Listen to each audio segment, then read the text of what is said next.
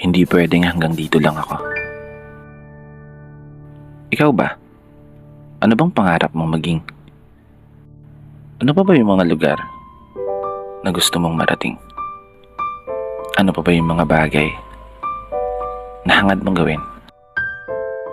At ano ba ang laman ng palagi mong hiling? Gaya mo, palagi rin ako nakaharap sa salamin.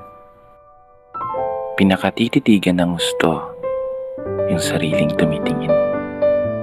Kinakausap, tinatanong. Sinisilip ang aking galing.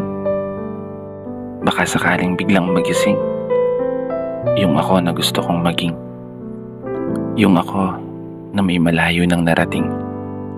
Yung ako na malaya nang bilhin ang kahit anong gusto. Sariling bahay, sariling sasakyan, sariling negosyo. Isang ako sa katauhan ng isang tagumpay na tao. Isang ako na tumama sa loto. Hindi naman tumataya. Pero seryoso, ang sarap siguro ng buhay natin, no? Pag naabot mo na yung mga pangarap mo.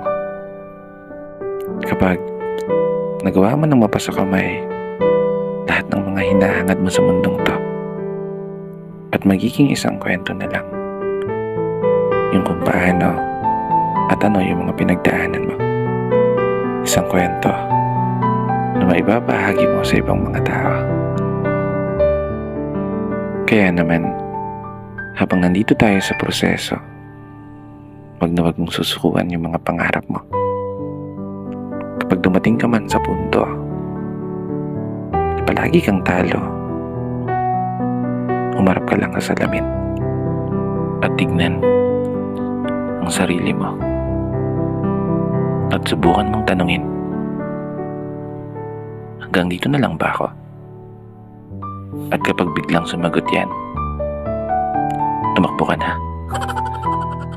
Hindi, seryoso na. Ika nga nila, ang pagsuko ay para lamang sa mga mahihinang nilalang. Kinaya nga ng iba, kaya panigurado, kaya mo yan. Magtatagumpay ka. Dito na nagtatapos.